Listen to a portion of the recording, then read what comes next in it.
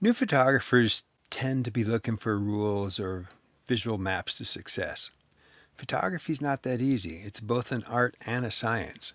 The physics of light is mathematical. F-stops, shutter speeds, ISO are all just simple numbers used to adjust the math to capture a well-exposed picture. Art, well, that gets very subjective. How you choose to use the compositional rules, how you crop, dodge, burn, choose color, black and white, are all the artistic tools you use to make a visual and emotional statement with your photographs. I'm going to share with you a few thoughts that are generally agreed upon methods of choosing black and white versus color. And I'm going to give you my thoughts, my ideas of how I do it personally. So ask yourself, does this photo require color? Color's eye-catching. Bright hues of an image tend to draw viewers in right away, and color suggests the seasons. Does this photograph require color? Bright colors catch the eye. Do you want to convey a brighter mood? Color has a large impact on an image. Mood is translated into the color palette. Cold tones evoke feelings of sadness or loneliness, while warm tones hint at happiness and joy. Colors have long been associated with emotions. Yellow tends to lift the spirits, and green is relaxing, and pink is love. Using colors properly can bring out emotions in the viewer. That's why golden hour is such a popular time to photograph at. Black and white pictures tend to show more texture and contrast. And, that's a decision you have to make. How personable do you want this picture to be? Have you ever looked at a photograph and immediately been struck by how it feels? That's the mood that's created. Because we see in color, we have a different emotional reaction than in black and white. Black and white is a step out of reality. It's more timeless. I always think in terms of history when I'm looking at black and white pictures. If you're thinking you want to show more hues, texture, contrast, black and white might be your choice. In general, I would say don't choose either. Combine techniques. Learn both. It'll sharpen your skills to be strong in either area. Color and black and white have very different emotional experiences for you. Talk through some of the process of how I choose black and white versus color so you can see here. So this is the original image. It's kind of flat. It's very blue. So I pumped up a lot of the color in it. So when I converted it to black and white, you see how it has a lot more depth and definition in it. So I did that intentionally. Here's a church. I love this. In this church, I really love all the texture of the white in the church. So when I went to black and white, you see how it pops out. So I added a red filter, and I'll show you that in just a sec to make that blue darker. Okay, so then look at a few of these are all about color. They will not work in black and white. And so sometimes when I'm making a decision about what makes the most sense, color versus black and white, I have this internal discussion about what is important in those pictures. And in this, it's all about the color. Now, I pay attention to all my fundamentals of my craftsmanship, working the angles, creating triangles, using structure and color balance to create a powerful image. But without the color in these, they just really wouldn't have the same drama at all, especially a rainbow. This one as well. I mean, if you look at this, color versus black and white. All right, guys, so let's jump into Snapseed real quick and look at this. Here's the color shot. I'm going to go to Tools, Black and White, and you can see it just doesn't have the same impact.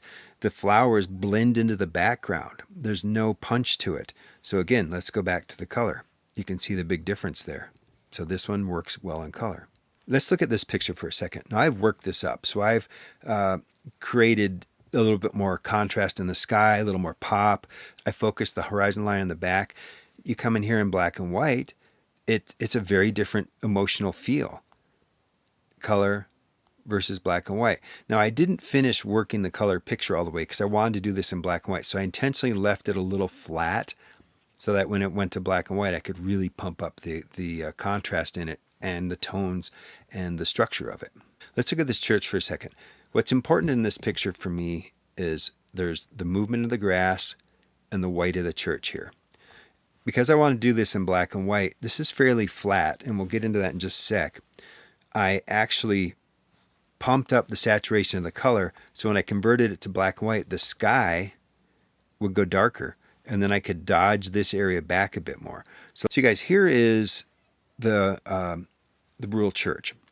It's a fairly flat picture. I'm going to go under Tools to Black and White, and you can see how it comes up. Now there are these presets which will add a little bit into it. You can see that. But let's go back to the neutral black and white. And if you see here on the bottom, let's go to the bottom left. I'm going to tap the round button, and it brings up filters. So you can actually see what these filters do as I go through them. Your yellows tend to be on the higher end of the grayscale, the brighter end, but the red makes the sky darker. So you can see I can actually darken it down from here. So let me show you what I did with this, though, to change this, how I wanted to change the manipulation of this picture. Go back under Open, and I'm going to open up this one. All right, so what I did with this is I saturated all the color down. So watch what happens when I hit black and white. See how it's still flat, but now watch this. When I bring, so you can kind of see how these different filtrations adjust the color differently. Red will make the sky dark. Orange will leave the sky, but it opens up all this area under here.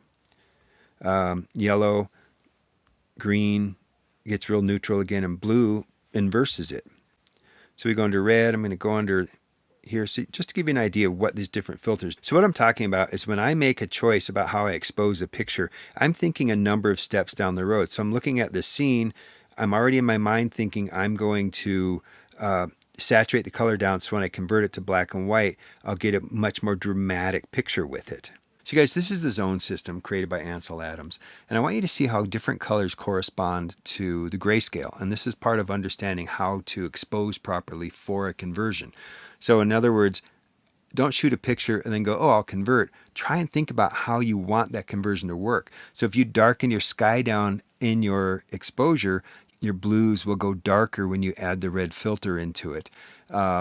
Your red is kind of in there. Reds and greens are real similar to the same color, but your yellows are way up here in the lighter area. So changing your exposure, and play with this, kind of learn how to do this, because it really does change how you see. Then you can change your saturation point. You can do it through exposure or in post-production, as I showed you earlier. And that will change the type of conversion you're getting, which will make it much less just about converting and more about thinking about the conversion and where you want it to go. So you guys, I'm going to switch to doing these videos every other week. I want to spend more time and get more in depth and make them stronger. So I'm going to give myself a in between to work on, at least for the time being. I want to spend a bit more time working on these so they get more informational. Well, enjoy, and as always, please subscribe and like my channel and share with other people. Thanks.